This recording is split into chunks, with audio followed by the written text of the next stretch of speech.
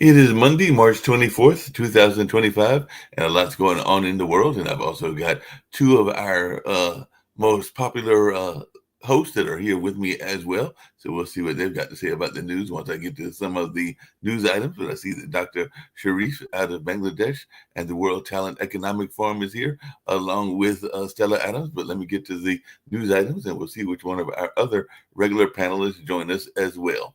But South Korea court has reinstated Prime Minister Han Duck-soo as the acting president. So that is something that we're seeing in the news after his impeachment was overturned. And Netanyahu and top aides think Israel must beat Hamas on the battlefield. So Israel is to discuss taking full military control of Gaza with senior U.S. officials, according to some sources in that area. So Israel's classified military plans for Gaza and defining buy now, pay later loans is some of the things that are being discussed in the news just in general, but definitely a lot's going on in the world. Turkey detains more than 1,000 in protest since the Istanbul mayor's arrest, the minister in that area says, and the journalists are among some of those that have been arrested. So definitely there is a lot of opposition anger going on in that space.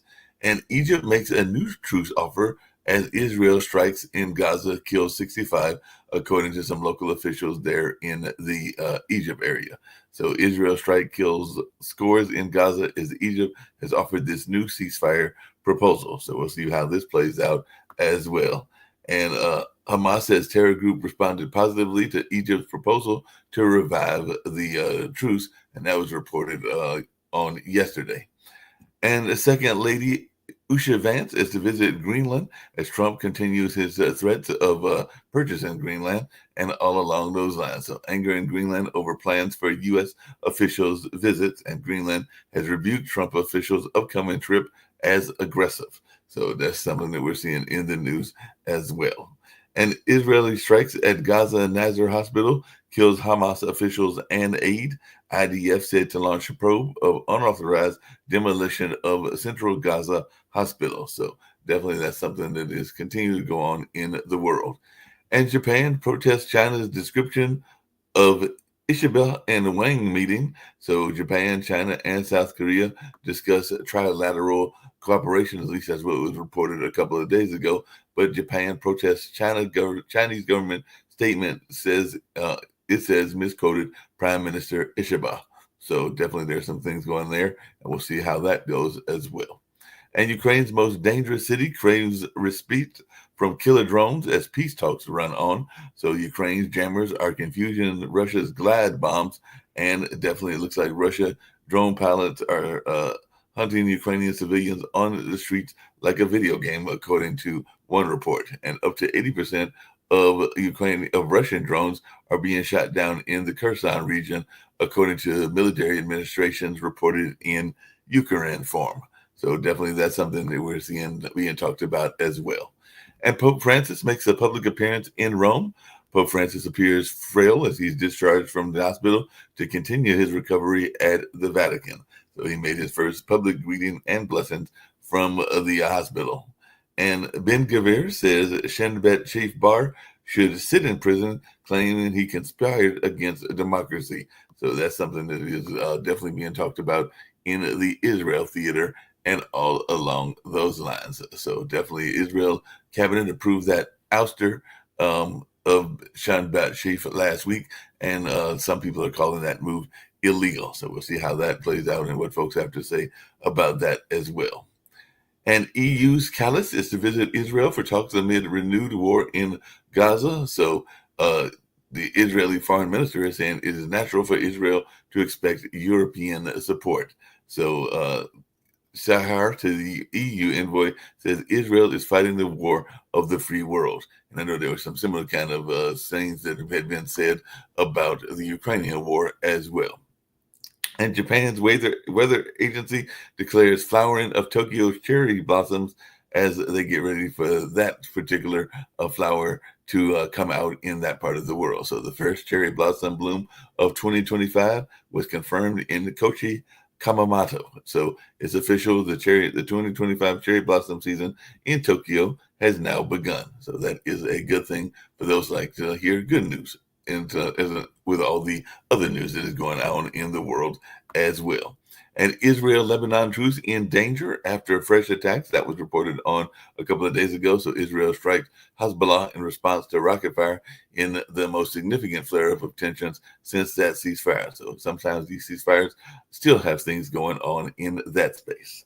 And the UK launches an investigation into the Heathrow Airport blackout.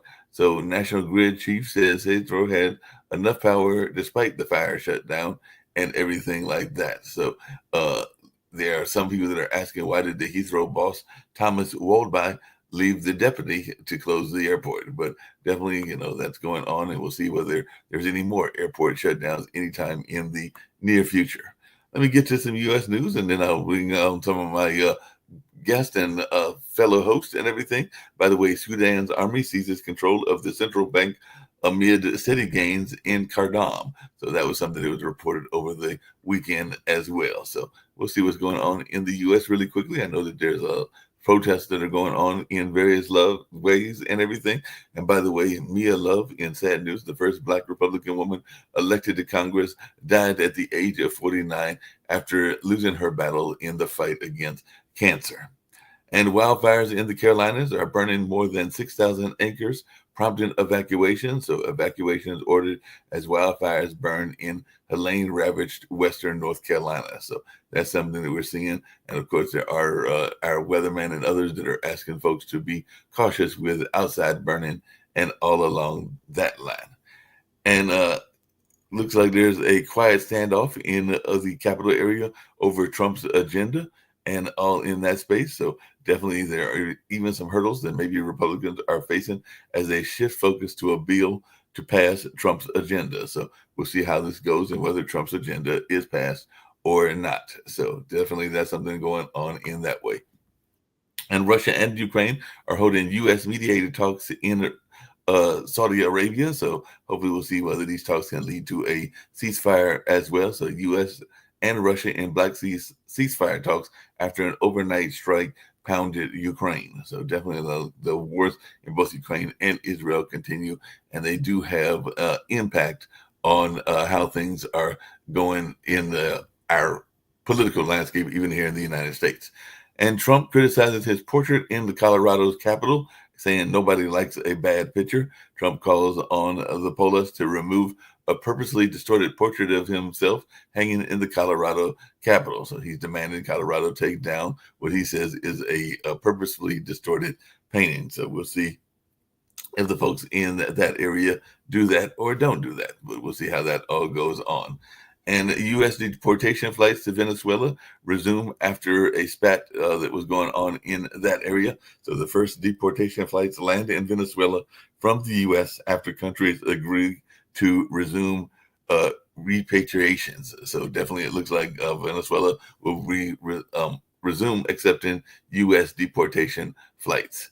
And Supreme Court to hear a Louisiana racial gerrymandering claim. So Louisiana is tired of fighting over its congressional map. The Supreme Court will review its districts anyway. So Supreme Court to hear Louisiana race and redistricting the case.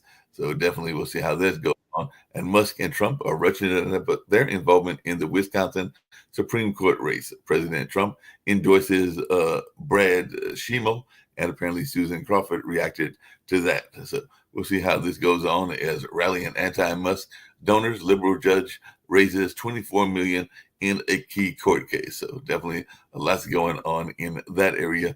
And in Montana, they're saying the judiciary needs to remain nonpartisan and independent of politics. So Montana legislator passes a bill impacting judicial elections. So we'll see if that's the case. And some people are always saying that we sometimes have judicial systems that are biased one way or the other in terms of their politics and all along those lines.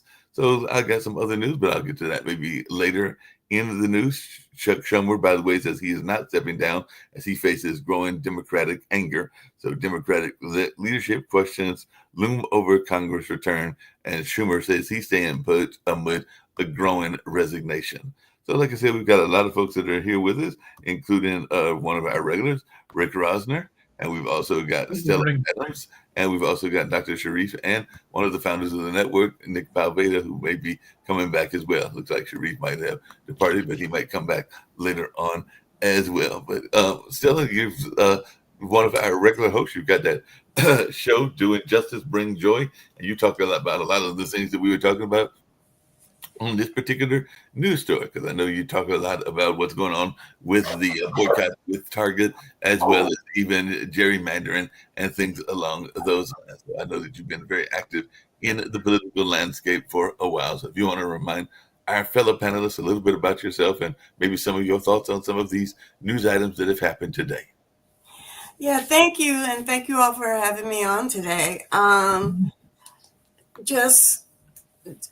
I host a podcast, Doing Justice Brings Joy, which is kind of based on a proverb: doing justice brings joy to the righteous and terror to the evil ones. So I focus on those of us who are justice warriors doing things. And I think the item, you didn't mention it, but I'm pretty interested in talking about today is Mark Carney, the Premier of Canada, calling for a snap election on April 28th. And the are they sub-premiers? The PM for Alberta, Danielle Smith, asking Donald Trump to pause the tariffs and the talk about taking over Canada, so that the Conservative Party candidate can have a chance of winning the election. So she basically on Breitbart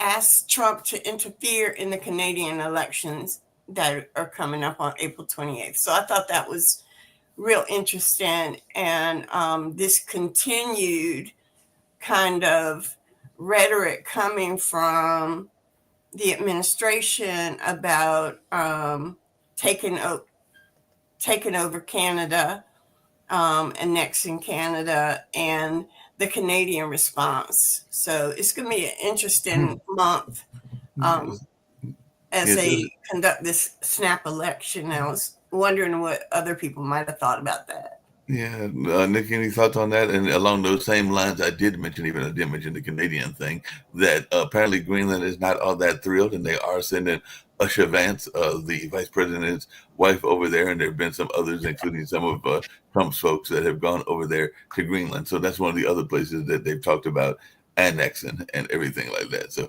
any thoughts around this notion of annexation and us taking over? Trump was saying that Denmark's been a bad ally. So I looked it up. Vance said that.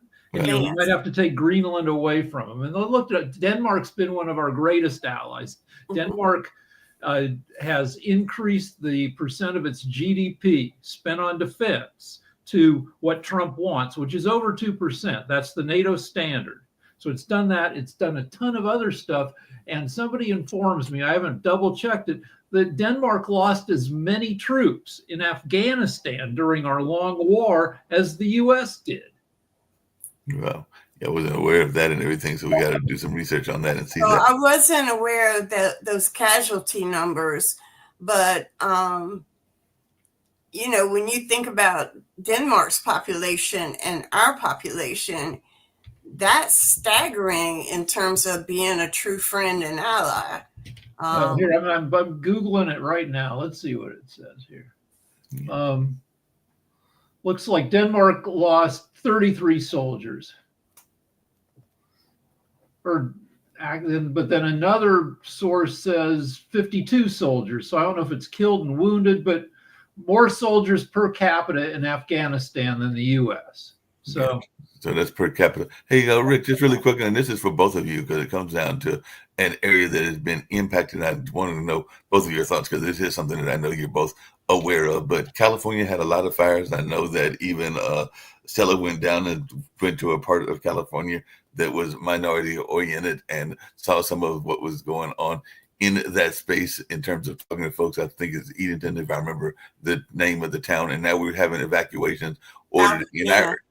Thank you. And now we're having evacuations ordered in our area, in the Helene ravaged Western North Carolina, as wildfires are burning here in the Carolinas as well. So I just wanted our take on the wildfires and their impact and what we can do to improve that, because they're saying that wildfires in the Carolinas have burned more than 6,000 acres. Well, I just have one take, which is don't blame the victims of a natural disaster.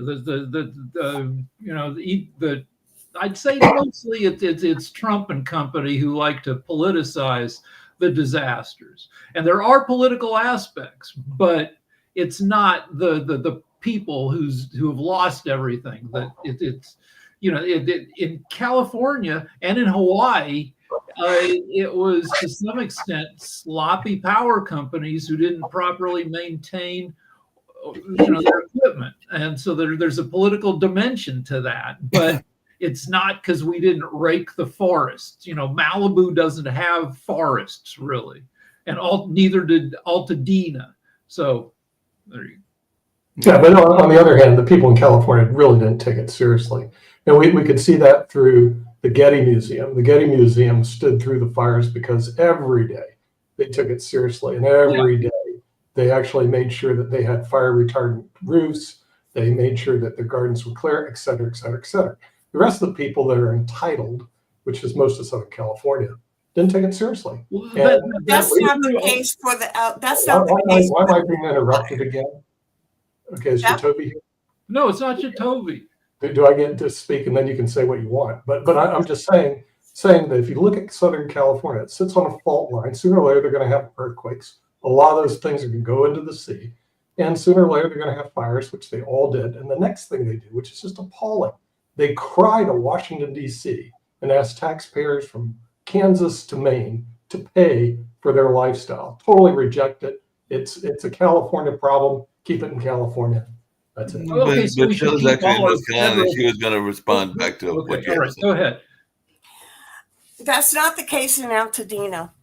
In Altadena is a man-made disaster for failing to inform the people in Altadena that the fire occurred. They notified folks on one side where the wealth was. They got notice within 40 minutes. The folks on the other side of the road didn't get notice for 8 hours. So that was a man-made caused disaster. And I agree with you that that those man-made situations involving the power company and the Los Angeles County should be addressed. In North Carolina, though, the problem is that they reduced the Forest Service. There weren't enough wildfire fighters out there to resolve what was going on because of the Doge layoffs. And so you're piling disaster on top of disaster in Western North Carolina. And folks in Western North Carolina had no idea that a hurricane could wipe out 126,000 homes.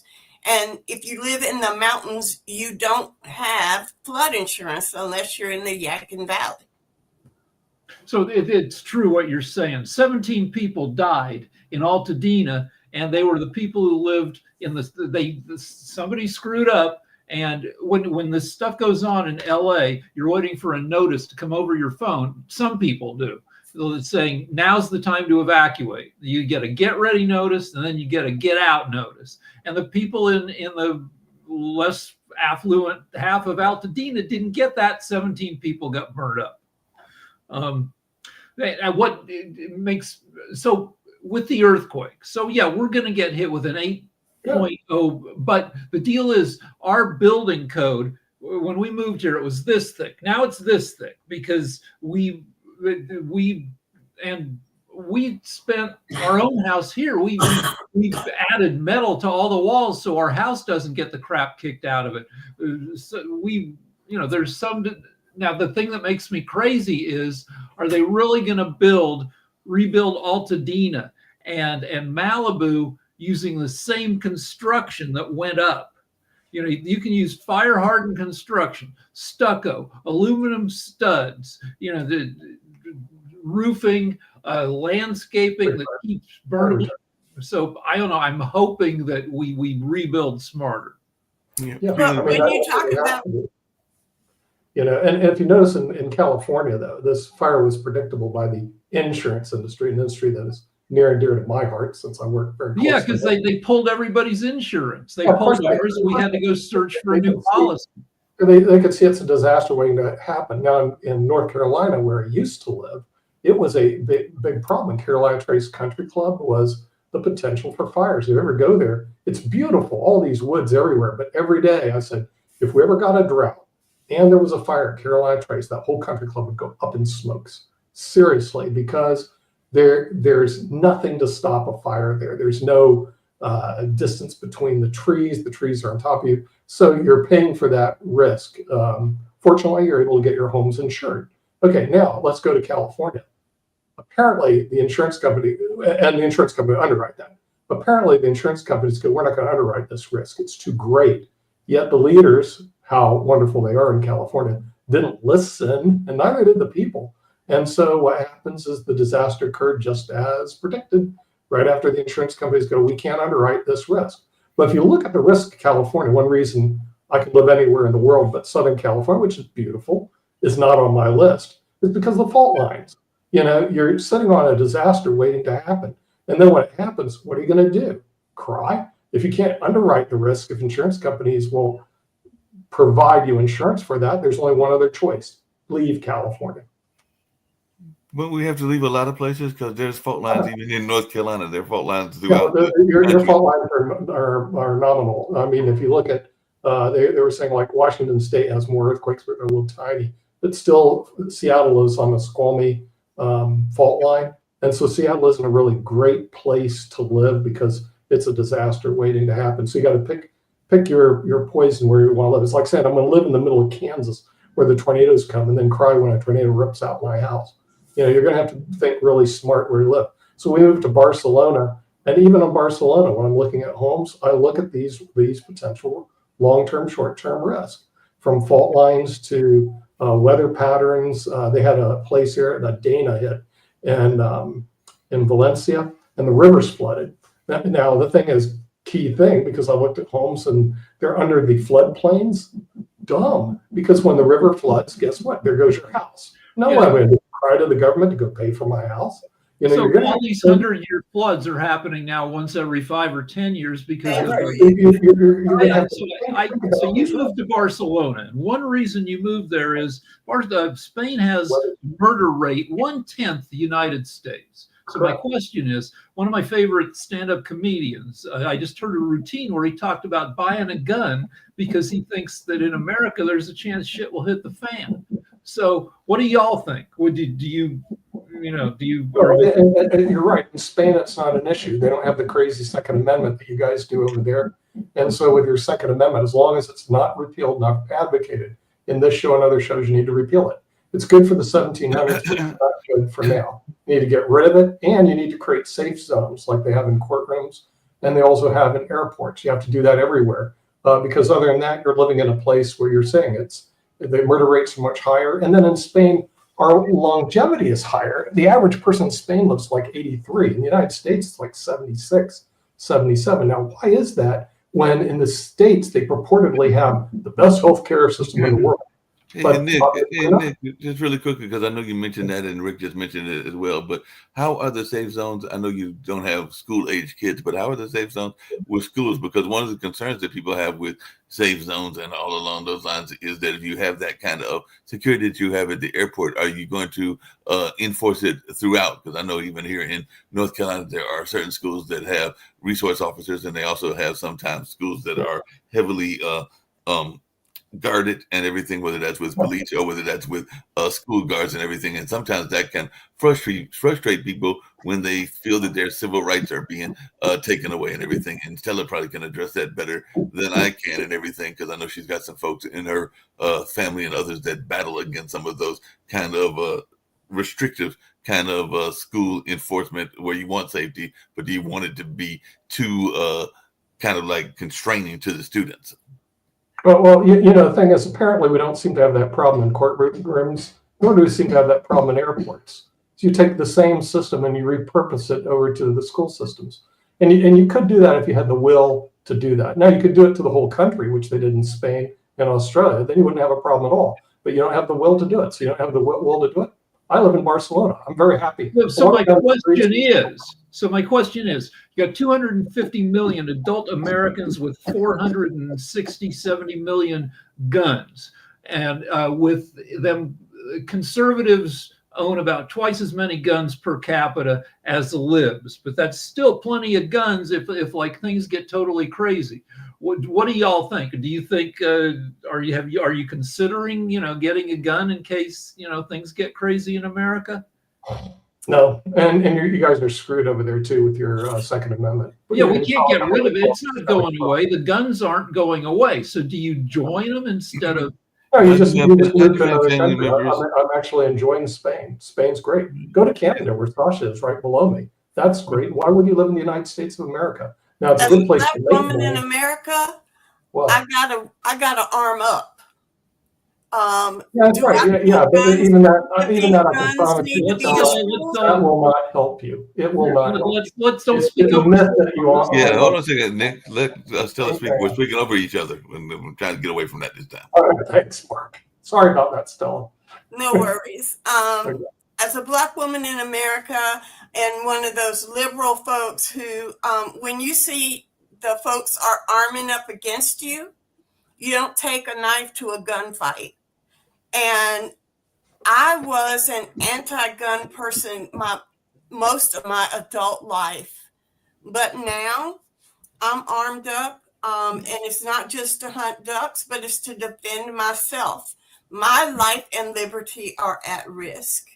Do I want to be armed? No. Do I think there needs to be armed people in schools? No. I think those to be safe zones.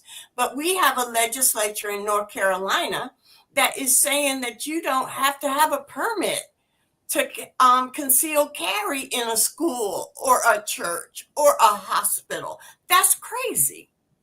But that's the environment that I live in, and I don't have the luxury of moving to Spain.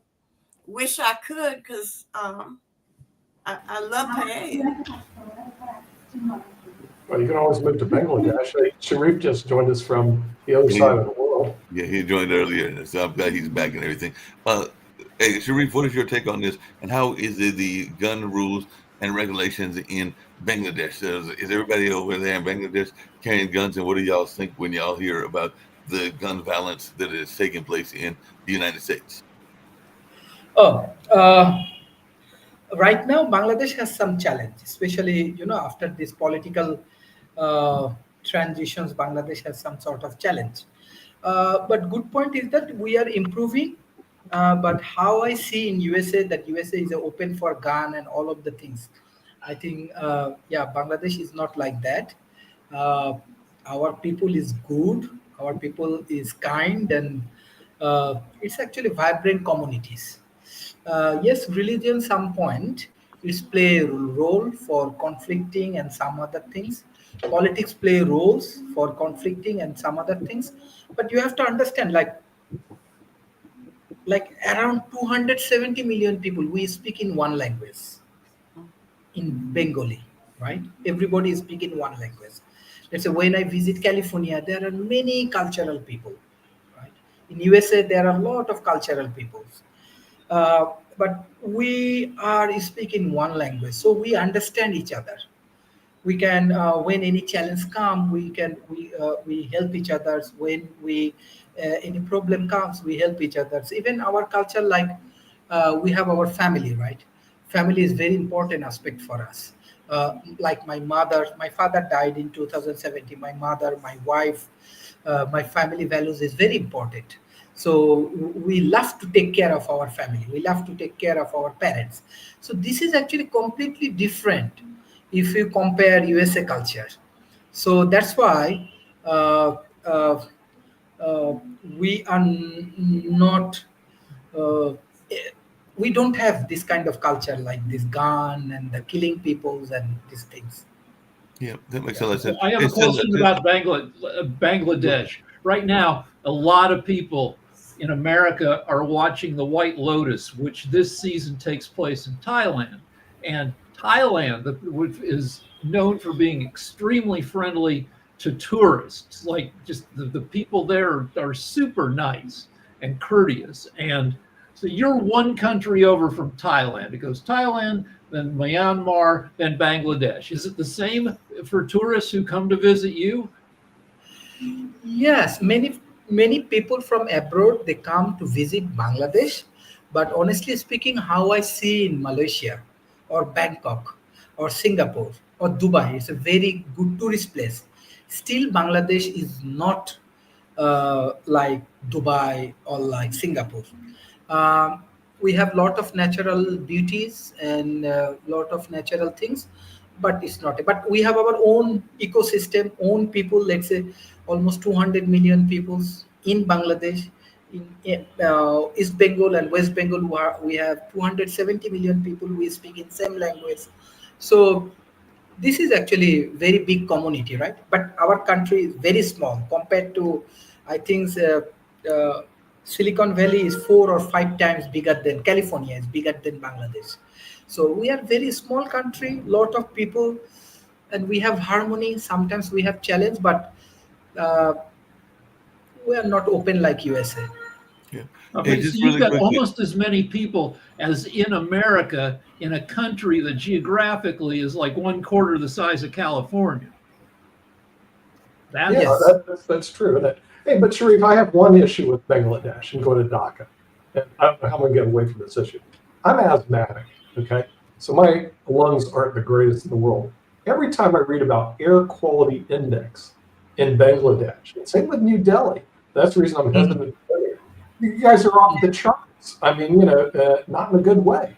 So is the country ever going to address this air quality that is just really super bad? What's your thoughts on that?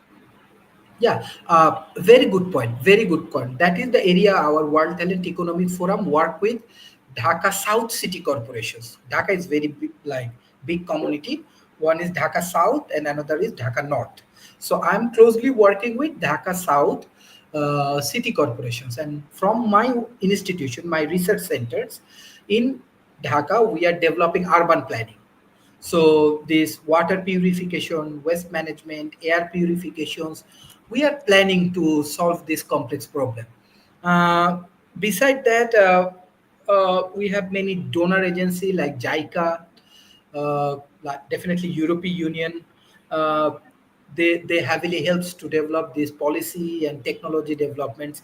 And I want to invite more tech companies who want to solve this complex problem of Dhaka. Let's say what you call this air quality improvements. So from your Port TV, any startup or any company loves to solve this problem, they can join in my research center in Bangladesh and they can solve this problem. We are very open. So this is very interesting point, and I am closely working to develop this urban planning. If any of you want to join this program, you can join with me because your idea, your experience, all of the things is important.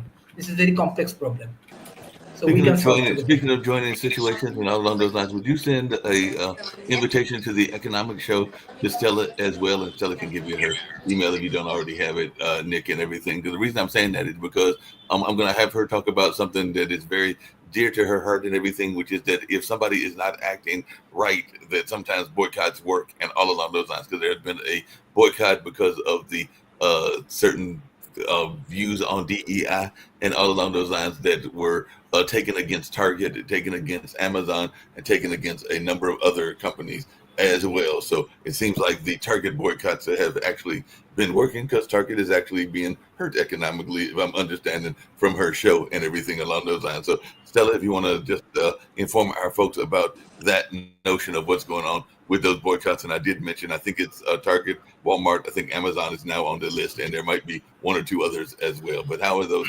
boycotts working? So the boycott was called for on January 27th by Pastor Jamal Bryant out of Atlanta. And he set the start for the boycott to March 5th to coincide with the Lenten season. And it's a 40-day economic fast against Target. There were several other organizations that set up separate fasts or separate boycotts. There was a spend no money boycott on February 28th. And so far, these boycotts have been very effective. The Target boycott, the day it was called for on January 27th, there has been a steady decline in stock prices. In fact, over the past month, there's been a 19.77% decline in their stock value. And on that February 28th day of boycott, they experienced a 9% drop in online sales was recorded. There were also significant drops in Walmart and Amazon. Amazon has also been hit pretty hard.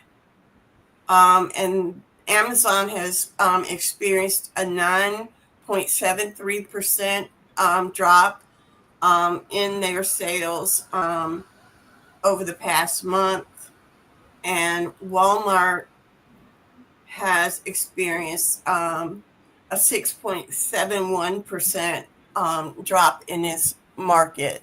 And if you think about it, the targeting of Target kind of has lessened the impact on Walmart because it's not the primary focus of it.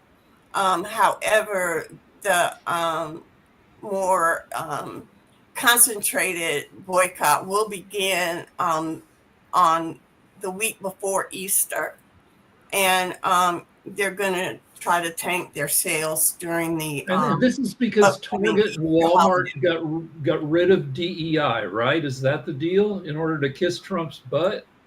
So Target is located in Minneapolis, Minnesota, where George Floyd died. And that's its headquarters. And after the death of George Floyd, Target made a big commitment that it was going to increase its supplier diversity, its shelf space to diverse, a more inclusive market. They made a big commitment, a public splash. They were like the front runners on the diversity, equity, and inclusion front that was part of this George Floyd kind of stamping down the unrest associated with it. They made the biggest commitment, and they were the first to fold. They folded before the executive order even came out. Oh. And wow, I didn't know that. Hey, Stella, do you live in North Carolina then? Do you live in North Carolina? Yeah, you can tell, can't you? Yeah, where hey, Mark, can she come to our meeting in North Carolina and Durham? Yes, you can make it there because she's in the Durham area. She's actually a long time Durham activist and everything along those lines. By the way, Kim, our other founder of the network, is here as well, and I think she's reporting from another location. So she's in Florida, ripping up the people that are scamming people in timeshares, which is another one of our pet peeves on the Block TV network. I don't know if she can hear anything what she's trying to get her computer set up because she's remote. But one of our other pet peeves, and as I watch it, we have Can a you show hear on me? We hear you. Hi. how many people get All right. screwed on these stupid I time also shows. have a new microphone that I'm going to be testing here in a minute, but I got my headsets on so I can hear you. How are you guys doing?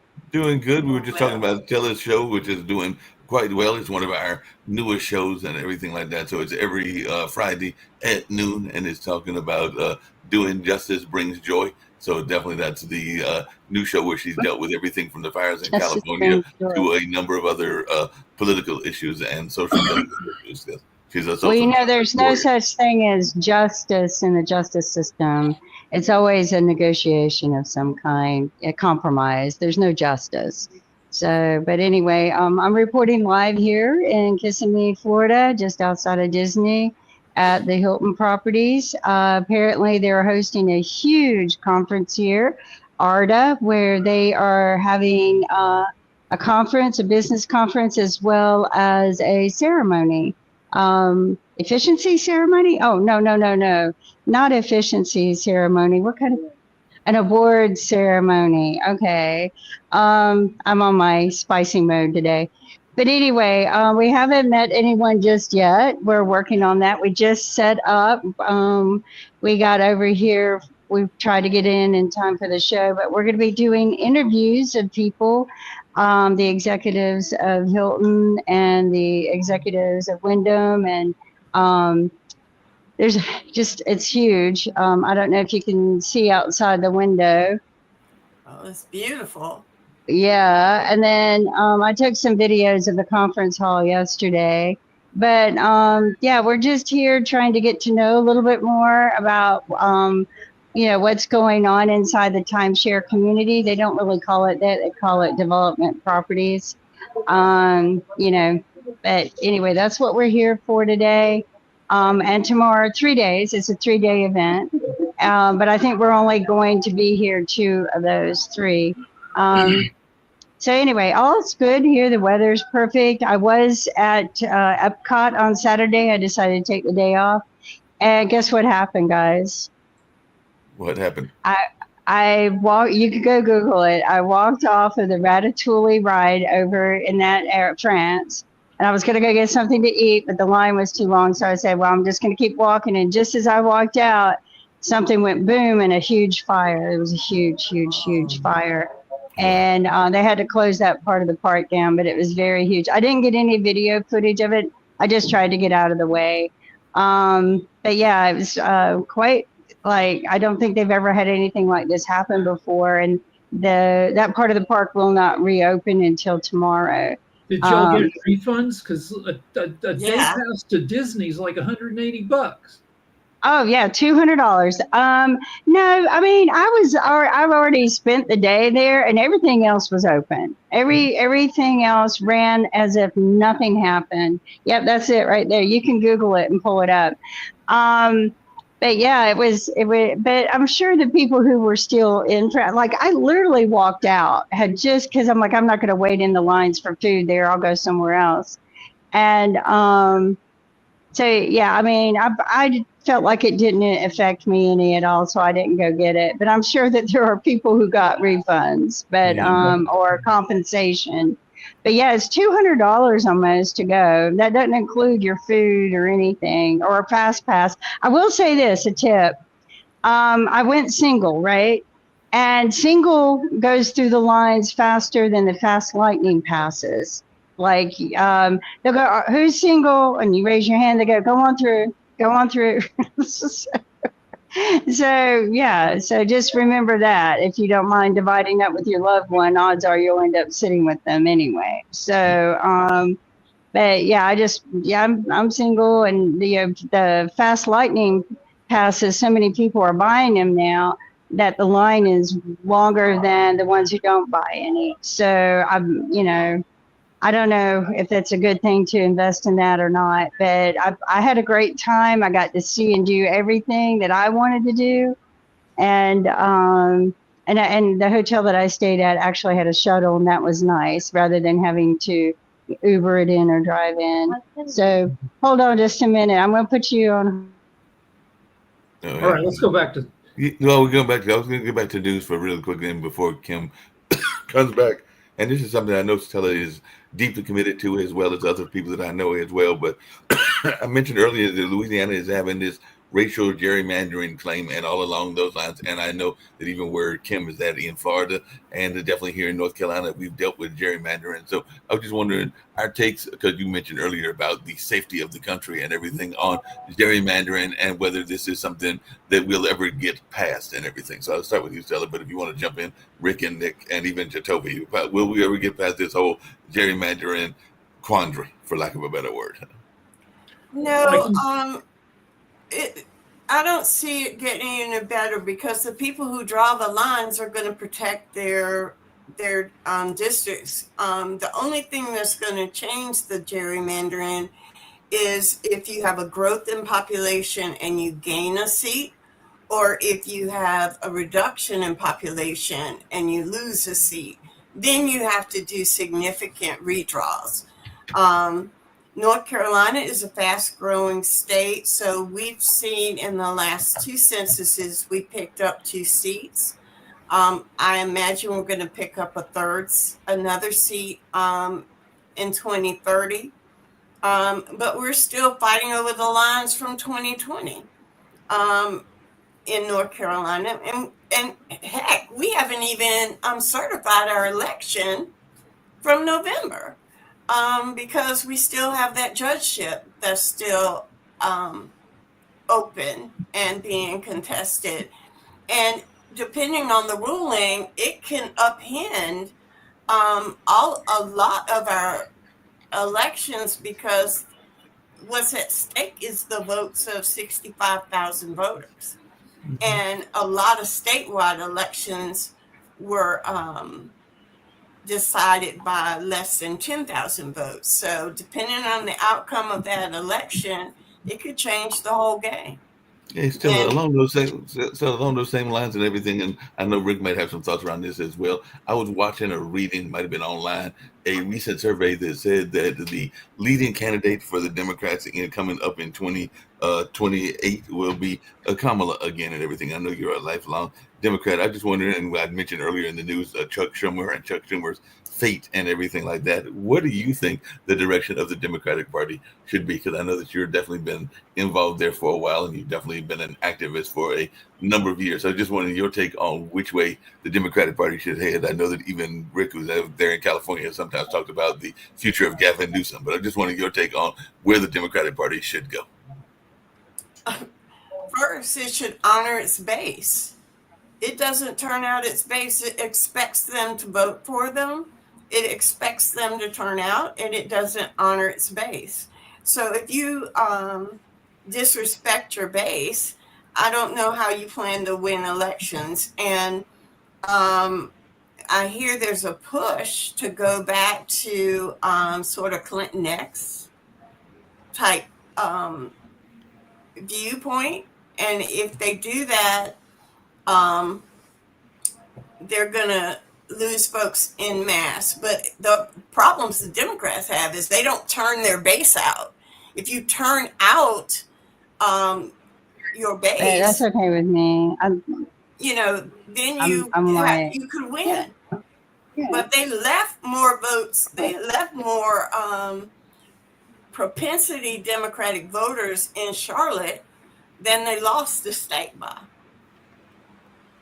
So you asked about Louisiana, so I looked up some statistics. So Louisiana, 58% white, 31% black, 6% Latino. However, entirely owned by Republicans. Both U.S. senators, Republicans, 5 out of 6 Congress people. Every statewide office is held by a Republican. Both chambers of the state legislature are majority Republican.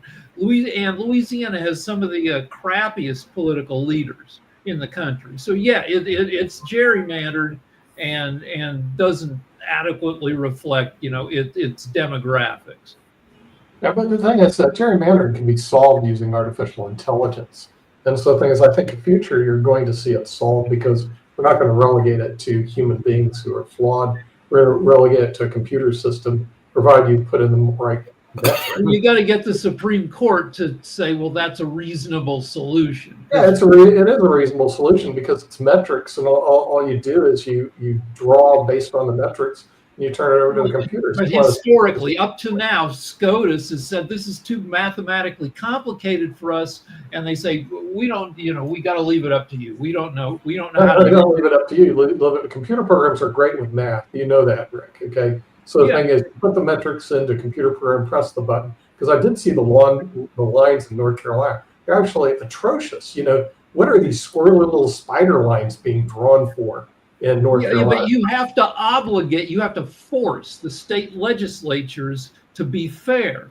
And so far, it's obviously being manipulated in North Carolina. Now, when I read the law, it's illegal. So basically, you guys in North Carolina have an illegal election system. But just I agree with you on that, Nick. I agree with you on that. If the lines were drawn fairly and without, there would be a 7-7 split in our delegation.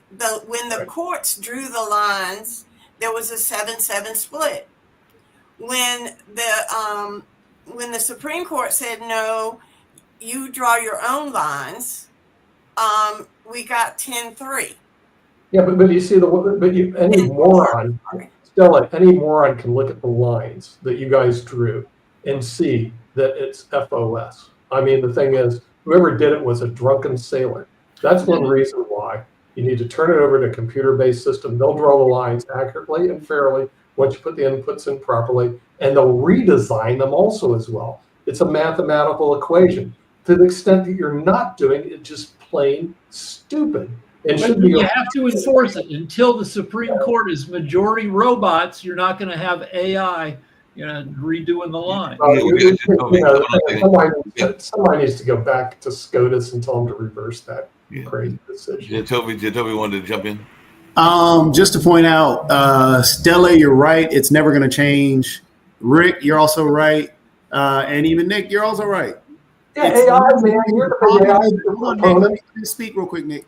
The reason it's never going to change is because the people in power are not going to want that to change. You talked about the squiggly lines. The reason the squiggly lines are there is because the actual Republican Party in North Carolina decided to throw together all the minority communities so they would just have one block. They would not be able to split or actually do as you're talking about, do the mathematical equation, because it would have come up with a 7-7 split. But to keep the Republican Party in a super majority, what they did was combine all the black communities into one. So therefore, they cannot break up that super majority. And the idiotic people that you're talking about is that GOP super majority that redrew the lines and retraced the area. So therefore, they will never get out of power. Rick, you speak so much truth. They don't want to lose power. They don't want to. And you have to go to SCOTUS. SCOTUS is not going to vote for this. SCOTUS is not really even going to touch this because of the fact you have a supermajority in SCOTUS. So therefore, we are stuck with what we are because of where we are and who we are. Well, this is fairly recent. There's always been gerrymandering, but it went crazy in 2010 when the Republicans, who are strategically so much better than the Dems, they figured out we don't, instead of spending all our money on national elections, we should spend teeny money and win all the state legislatures, because those are the ones who draw the lines. So in 2010, they had a thing called Red Map, and they focused on winning tiny elections. They took over 2/3 or 3/4 of America's state houses, and they redrew the lines. And that brings us to our current era, where we got a bunch of jackasses in office. Yeah, I know we get ready to wind down. I got another quick question for Stella based on that and everything. Hold on a second, Nick, because I got one of the things we talked about on this network several times, and I know it's probably don't have enough time to answer it, Stella. But if you can give us maybe a sense of like a bullet point visit, and then we can revisit it on tomorrow or later on in the week and everything.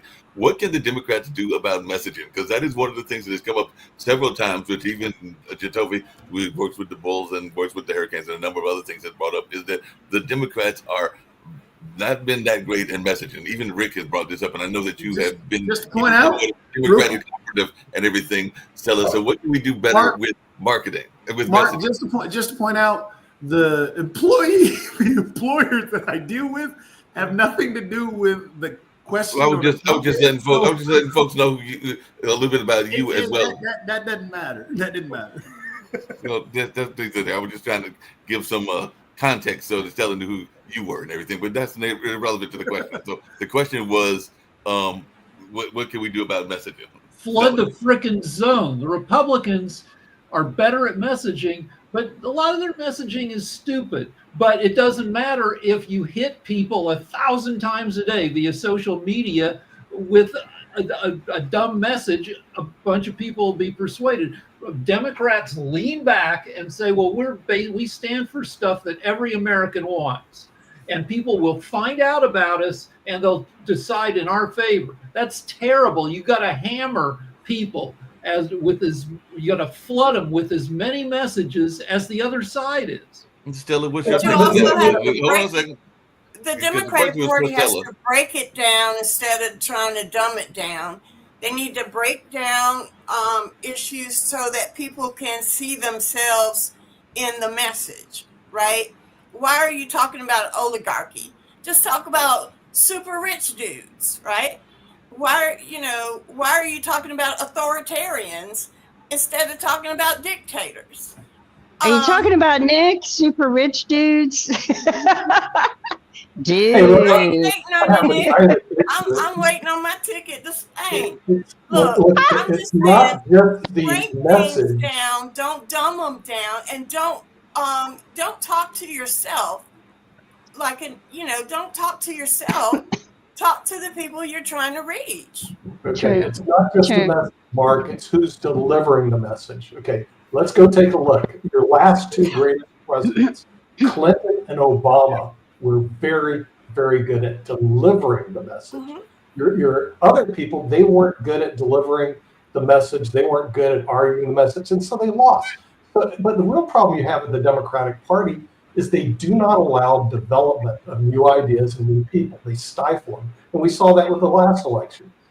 Joe Biden stuck in the office when he knew he shouldn't have been there. And then Kamala Harris jumps up, and she wasn't vetted, and the rest of the people sat on the sidelines. So what you have is you have a weak bench, and until you develop your bench and have a good team, you're going to continue to lose. And then the other thing is you're stubborn. The Democrats are stubborn. They will not move off positions which they're going to lose. And they need to start thinking if they want to win. And there's a book called Think and Grow Rich. There should be another book, Think If You Want to Win. But don't go into these dumb positions and sit there and think you're going to win on these dumb positions. And listen to what other people have to say, Jacoby. So one mouth, twice as much listening. Okay, can you use your 2 ears so I can speak? So just to point out, Kamala Harris was vetted, so that we can throw that out the water.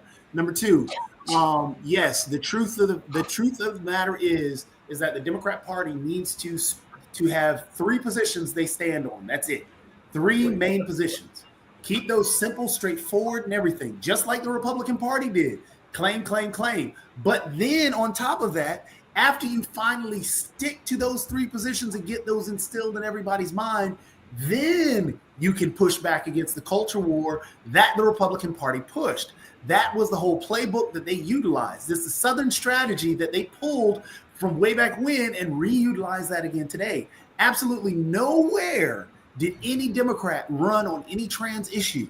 Yet that was what the Republican Party paid for. That was the biggest expense from Donald Trump in the final part, in the final 2-3 months of the whole campaign, was pushing trans issues and culture war problems. But that's what the Democrat Party has to do. They really, Rick, you're right, Stella, you're right. It has to be a message, a coherent message that is very simple, straightforward. Don't dumb it down, but make sure it sticks. You have to have that bumper sticker saying, but then hammer home that message. Make sure people understand. And don't buy the other side's language. It's the Exactly. Democratic Party, not Democrat Party. Exactly. And also stop using the language of the Republican Party to defend what you're doing. Don't sit there and say, well, I'm going to agree with you and I'll say we'll go ahead and no, don't do that. Stand 10 toes down on what you what you're standing on. Be authentic about it. Fight for it. Don't sit there and be pushed back. And every time the Republicans can accuse the Democrats of wanting to trans everybody, just say that's a distraction. While you're yelling about trans, you're stealing our wallets. You're stealing our rights. Yep, No, definitely got to do that. Well, we got to get to the economic show. And by the way, if folks want to join, like Stella and everybody else, that's in the chat and everything along those lines. So, folks want to join that conversation, because we've got that, and then we've got the media show at 12 o'clock, and then the timeshare show, timeshare surrender, solution or surrender. I had to remember the full title and everything, but that'll be coming up at 1 o'clock. But if you want to click on that, the Honorable David Walker will be there, and he was a former Comptroller General, I think, for both Bush and one of the Democrats. That might have been Obama, if I remember correctly, and everything like that. But he was definitely in that space, and he will be having a discussion around a number of things. I think they're going to be talking about the Doge report and other things along those lines. But right now, we're going to get out of here, and maybe I'll see y'all over at Economics Monday.